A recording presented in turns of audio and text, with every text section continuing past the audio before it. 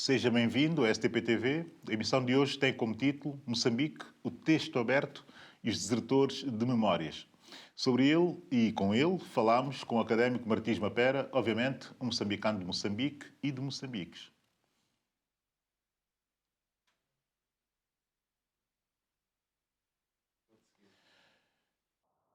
Com 801.537 km² de área territorial, Moçambique é o 34º maior país do mundo em área territorial, sendo comparável em tamanho à Turquia. Este país está localizado na costa sudeste da África e tem muito para descobrir. Hoje vamos descobrir mais sobre este país, sobre a forma em como se encontra a sua situação política, económica e social.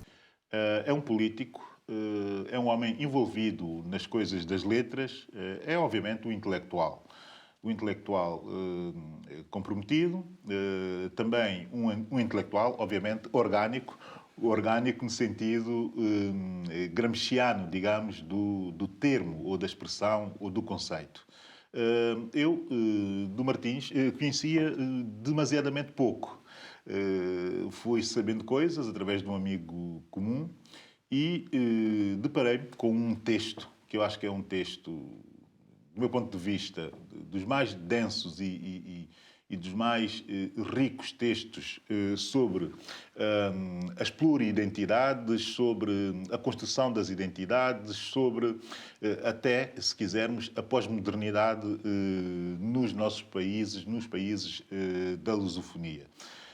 Estamos habituados a que na Europa, na centralidade europeia, em Portugal, que existam este tipo de reflexões sobre a África. Não estamos tão habituados que sejamos nós, africanos, a fazer esse tipo de reflexões. Eu refiro-me concretamente a um texto, um curto texto, que é um artigo para uma revista da Universidade de Aveiro, se eu bem me lembro, e que se chama Desertores de Memórias. Anda tudo à volta da obra, ou de uma obra especificamente, Jerusalém, de Miyakoto, mas uma espécie de viagem por diversas obras do mundo lusófono e não só. Martins, obrigado por estás aqui comigo. Estás de acordo com a minha introdução? É logo assim. Sim. Estou naturalmente, sou um estudioso e sou moçambicano. Fiz o doutoramento aqui em Portugal, concretamente em Aveiro. Daí a razão de eu estar a fazer a publicação numa revista da Universidade de Aveiro. Naturalmente, eu escrevi este artigo inspirado na obra de Miyakoto, porque eu sou estudioso de Miyakoto e também de Manuel Lopes. E pronto, falo aqui de aspectos que têm que ver concretamente com a natureza étnica, com a natureza ideológica e também, sobretudo, narro aqui aspectos que têm que ver com a diversidade cultural que constitui, na verdade, o meu país, Moçambique, mas não só. E se folheou bem esse texto, fala um pouco de Angola, mas quem fala de Moçambique, fala de Angola, está a falar da África. E, aliás, aqui em Portugal, quando você é moçambicano, é um africano. Portanto, Portugal concebe todo o moçambicano, todo o angolano, todo o cabo-verdiano, o santomense, como africano. Portanto, nós, na verdade, simbolizamos um continente e quando nós escrevemos sobre um determinado país, atravessamos, na verdade, aquilo que é a realidade dos outros países africanos, quer seja língua portuguesa, quer não. Por acaso, nesse texto, Desertores de Memórias, eu li-o com muita profundidade e reli, inclusive, até porque tem muitas das referências que eu tenho lido ao longo dos tempos. Tem, de facto, Miyakoto, tem José Eduardo Agualusa, e depois tem uma série de referências, Boaventura de Sousa Santos, português, e depois tem uma série de referências internacionais que têm marcado muito o discurso do culturalismo, o discurso do pós-colonial. Também está lá Stuart Hall, está lá Zygmunt Bauman, tem uma série de conceitos que são conceitos que nos custam interiorizar no discurso dos nossos países, não é? Na criação das nossas nações. E tu fazes isso. Trazes isso sem tabus, sem complexos, introduzes esses elementos para teres e dar um olhar sobre a nossa realidade, sobre as nossas realidades, que realmente tem muito de comum, não é? Porque quase todos construíram, ou tentaram construir nações e Estados, ao mesmo tempo, com os mesmos problemas e até com alguma comunhão na guerra contra o colonialismo. Diz-me uma coisa que eu preciso mesmo saber. Porquê essa preocupação com as identidades? Porquê essa preocupação específica com essa temática? E porquê essa preocupação, obviamente, com a obra do Miyakoto, que tem na sua obra essa preocupação? Não é? Sabe, Moçambique, concretamente, é um país bastante vasto, não é? É um país enorme que tem, tal como os outros países, tem uma organização estrutural que parte do sul, centro e norte do país. Ora, os povos do sul são muito bem diferentes dos povos do centro e como também são diferentes dos do norte. Repare que a nossa organização estrutural, étnica em Moçambique não permite, por exemplo, que alguém do Sul, não falando língua portuguesa, se entenda com o do Norte e o do Centro. É muito complexo. Ora, Jesus Alé traz uma abordagem aqui muito interessante nessa perspectiva. É verdade que ele contorna muito e ele concebe aqui uma espécie de um território imaginário que existe, por considerar que a complexidade étnica, a complexidade cultural que constitui Moçambique não permite que haja aquilo que nós apregoamos desde a independência nacional, que é a construção da unidade nacional. Ora, para construirmos uma unidade nacional num território vasto como aquele, é preciso que nós partamos daquilo que é a nossa realidade cultural. E é por isso que se elegeu a língua portuguesa como a língua de unificação. Portanto, a língua de unificação, a língua portuguesa, começa logo desde a Guerra de Libertação Nacional, em que os combatentes que estiveram envolvidos na guerra falavam línguas diversas. E para que eles se entendessem, era preciso que houvesse ali uma língua comum, que era a língua portuguesa. Ora, isto faz com que, de facto, seja um desafio abordar Moçambique como um país, como uma nação. Politicamente falando, nós dissemos que Moçambique é uma nação. Mas, do ponto de vista prático, Moçambique são várias nações, porque cada região é uma nação diferente.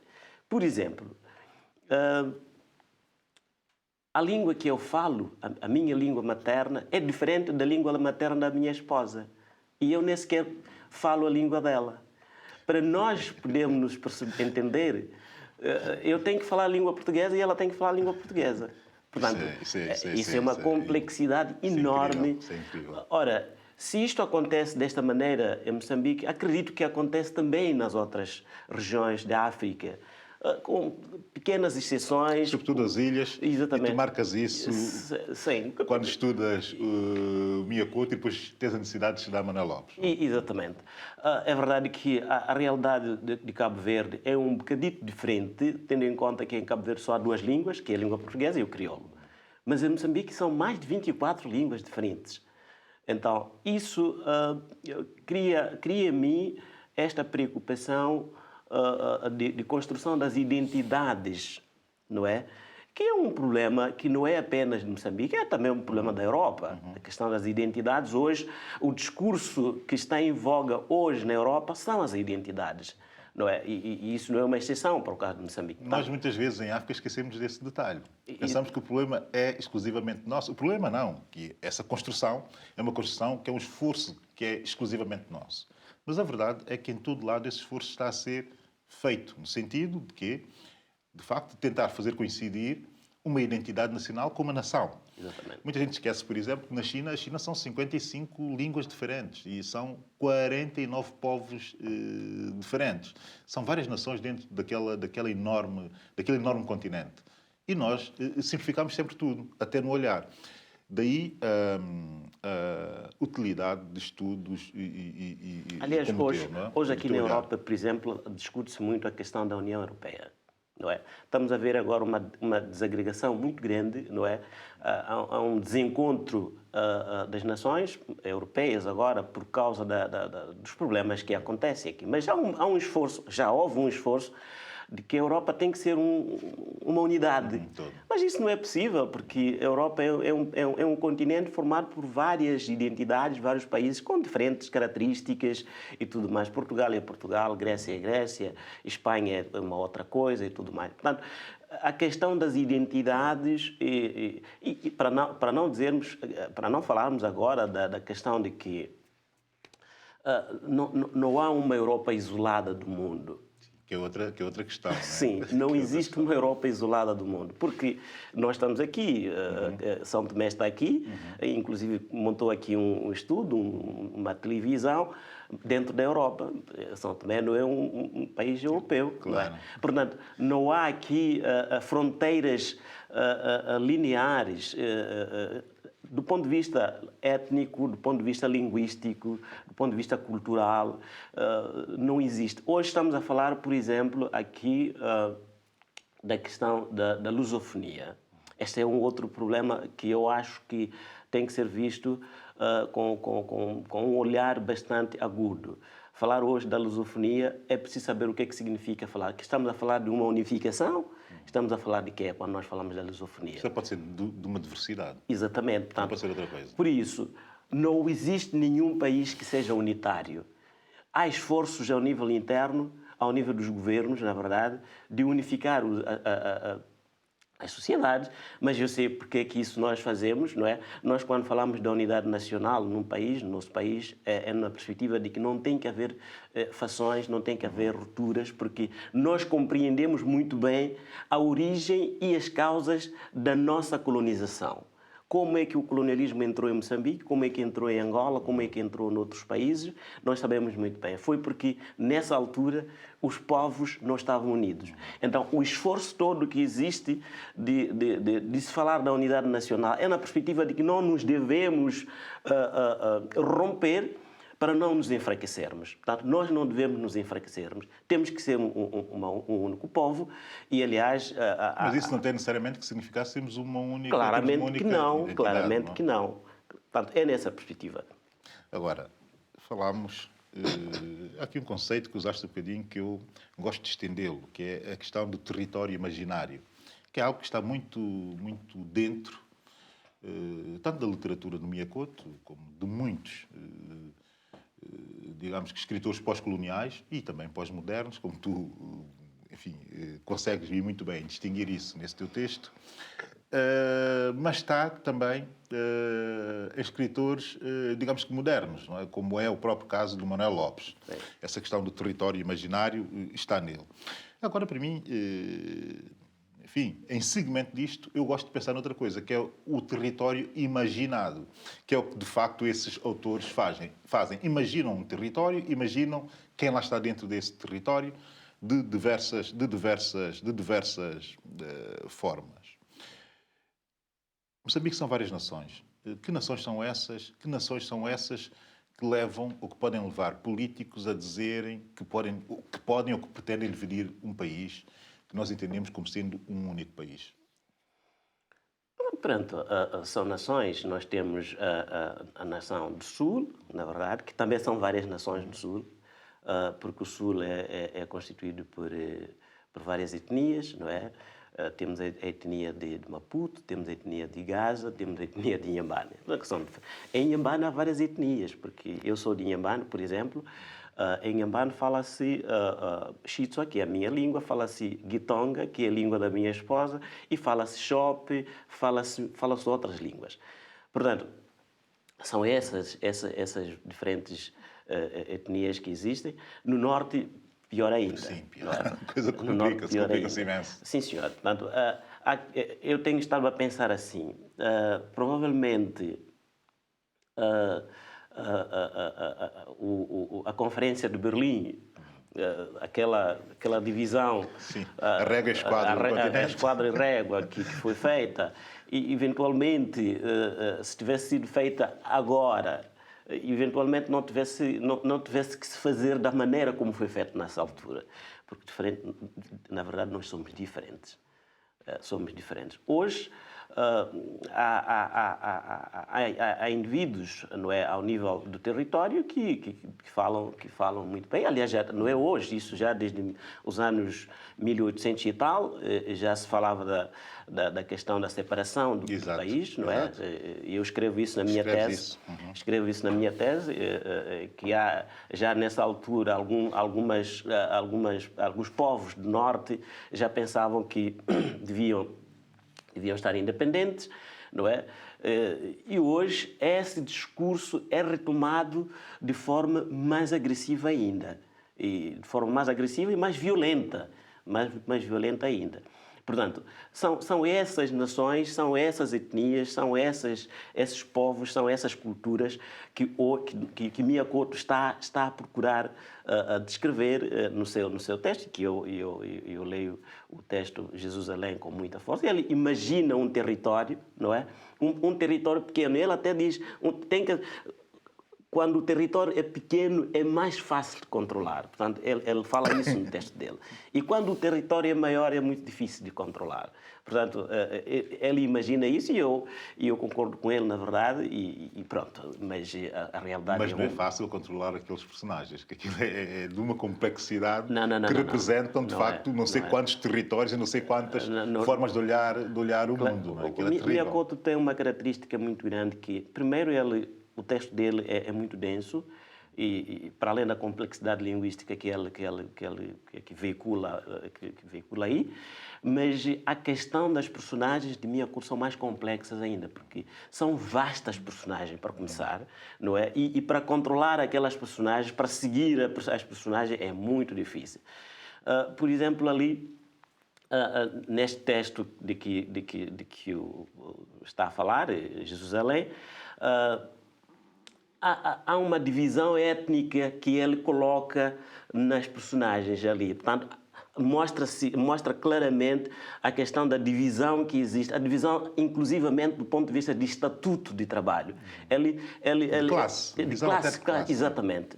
Há divisão de classes que ele coloca ali. E ele mostra exatamente que a sociedade está estruturada de uma maneira e isso é uma relíquia ler aquele texto de Mia Couto. E depois há ali muito subversivo, não é? Quer dizer, em determinado momento parece que é tudo muito cómodo e que aquelas regras são todas para cumprir. Exatamente. Mas sempre que se está a ler, percebe-se que o próprio leitor incomoda-se e tem necessidade de ler de forma subversiva o texto. Eu acho isso de facto bastante interessante.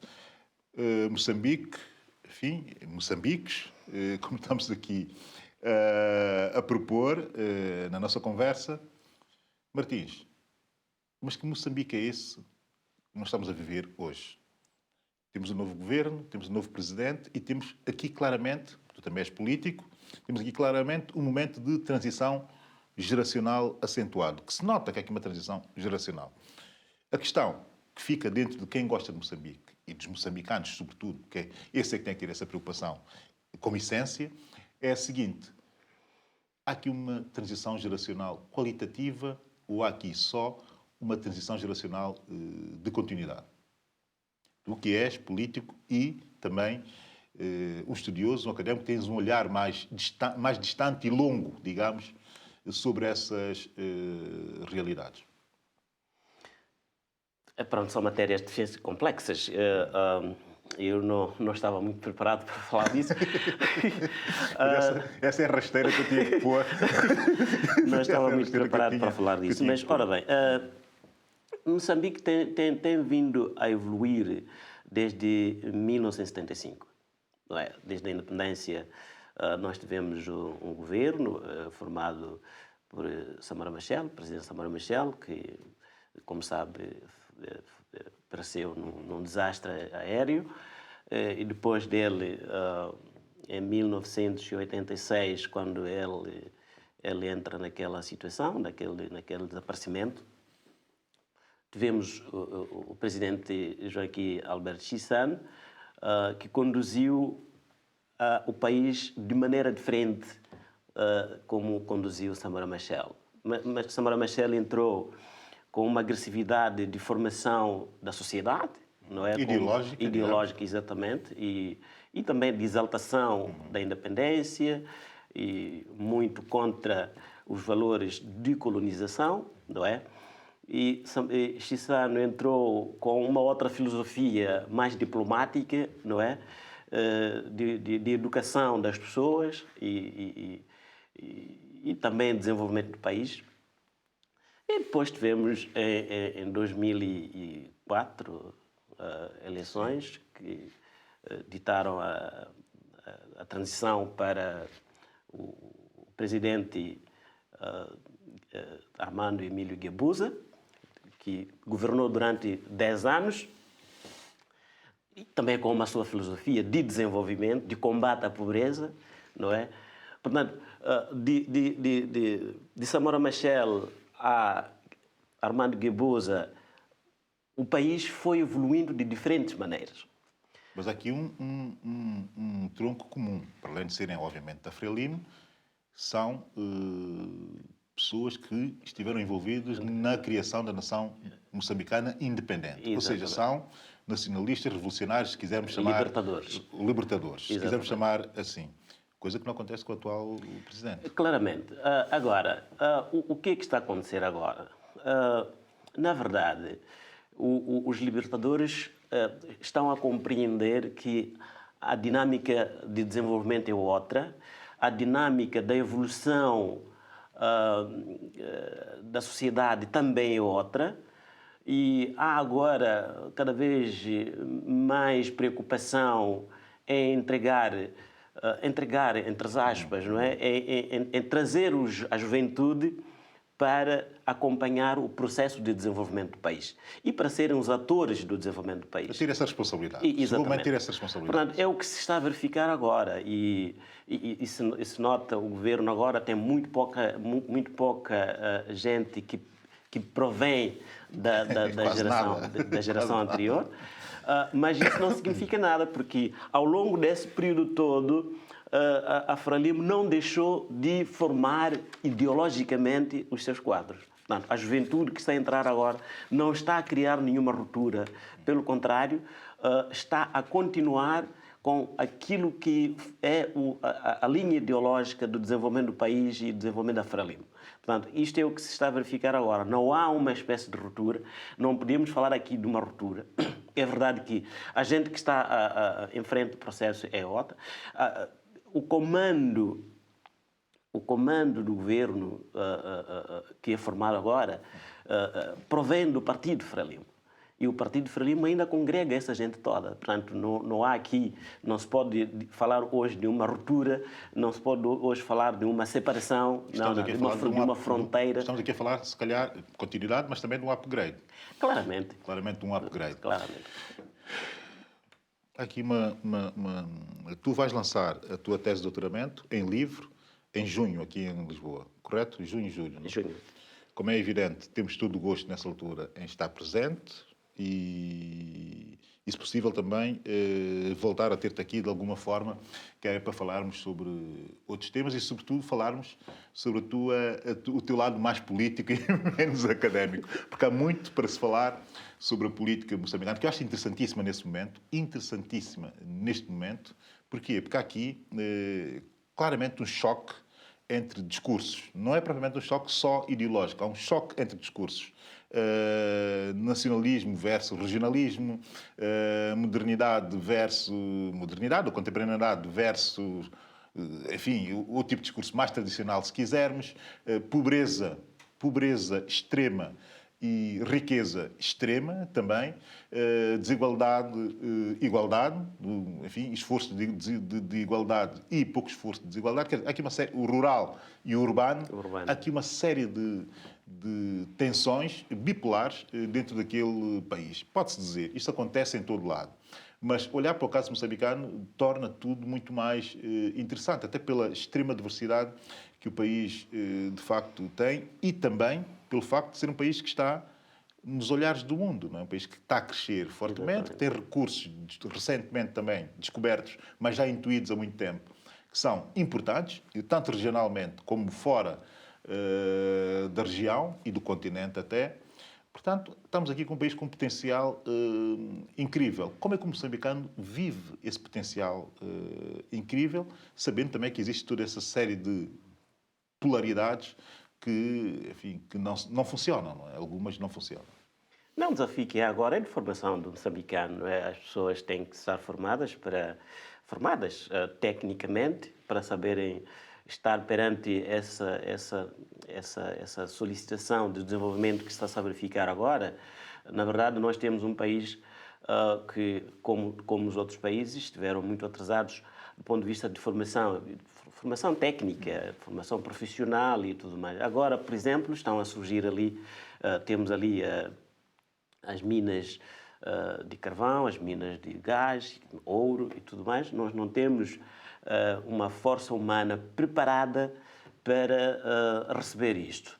E daí que a maior parte dos técnicos que estão envolvidos nesse processo de exploração, de pesquisa e de exploração desses recursos todos são estrangeiros. Então há um desafio agora de formação das pessoas, de formação de jovens, da nova geração, para saber receber esse desenvolvimento. Moçambique, de facto, tem uma promessa enorme ao nível não só da África, ao nível do mundo todo, por conta desses recursos.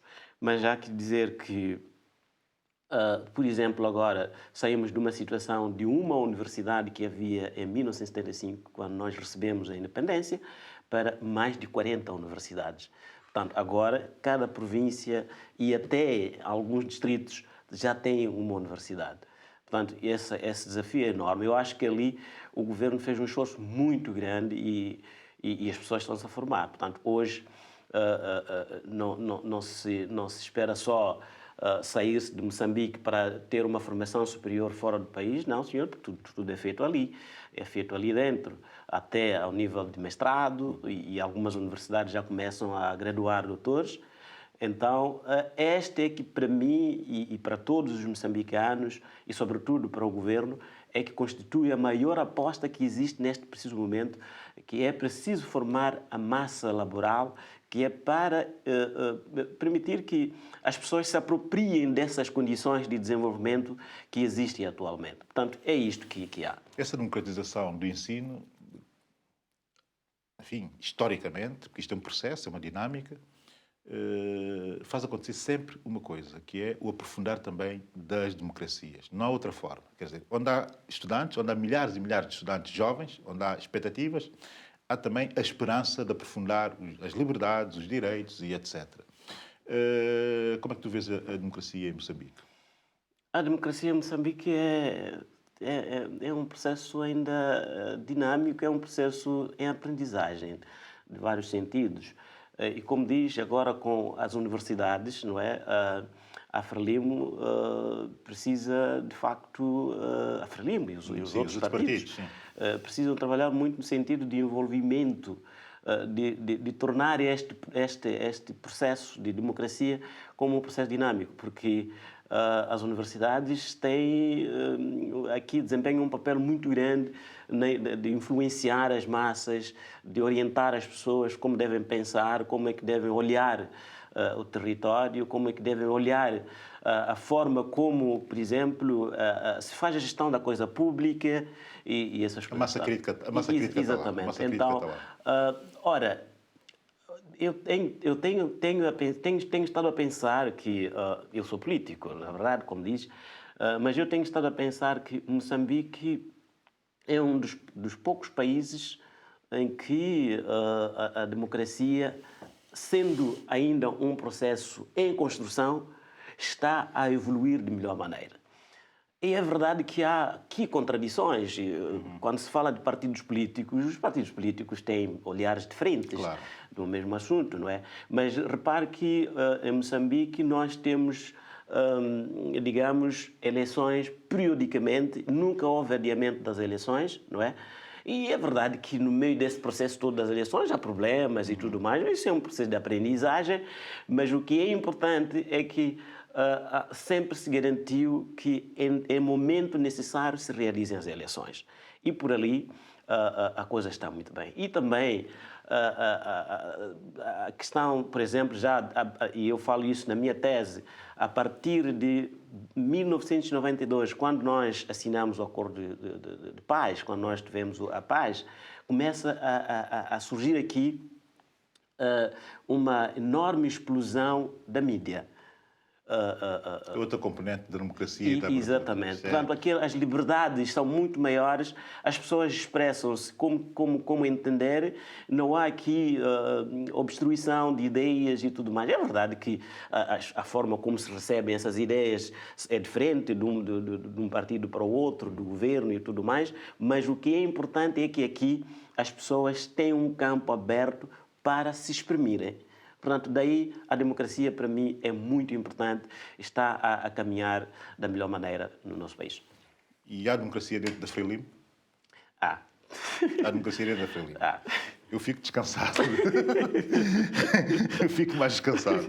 Martins Nampera, muito obrigado por ter estado aqui. Sorte com o lançamento do livro, sorte para Moçambique e que tudo corra bem, ok? Muito obrigado. De seguida, fico com as notícias da semana.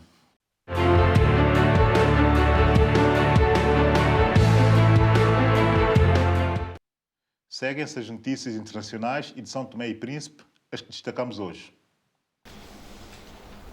Esta garantia foi deixada pelo brigadeiro Justino Lima perante os membros do Conselho Superior de Defesa Nacional, que voltou a reunir-se esta sexta-feira para analisar o caso do espancamento de um cidadão são-tomense na parada do quartel-general. O chefe de Estado-Maior das Forças Armadas de São Tomé e Príncipe, que também se envolveu neste ato de tortura de um delinquente, decidiu agora que vai colocar o seu cargo à disposição do governo, 2 semanas depois da publicação na internet das imagens do espancamento do cidadão santomense. O porta-voz do Conselho Superior de Defesa Nacional, João Bexigas, foi quem deu a conhecer a decisão do brigadeiro Justino Lima. O membro foi informado que, pelo senhor brigadeiro Justino Lima, chefe de Estado-Maior, que iria colocar, eu sublinho bem, que iria colocar o seu lugar à disposição. Portanto, era isso que nós queríamos informar. Portanto, o chefe de Estado-Maior iria colocar o seu lugar à disposição. ainda hoje? Iria colocar. Isso vai depender do próprio senhor chefe de Estado-Maior. Portanto, tudo depende agora do chefe de Estado-Maior das Forças Armadas. Sim, sim. E depois de apresentar, naturalmente, a sua missiva, caberá instâncias competentes tomar a decisão mais conveniente. Qual foi a posição do governo neste encontro? Não, o governo aceitou essa posição do excelentíssimo senhor chefe de Estado-Maior, que iria colocar. O governo, por sua iniciativa, não propôs a exoneração ou a demissão do chefe de Estado-Maior. Sabe, esse Conselho Superior de Defesa é um órgão de consulta, de apreciação dos problemas internos das Forças Armadas, da organização, da disciplina, das implicações que isto tudo poderá advir. Esse que é o papel fundamental do Conselho Superior de Defesa Nacional.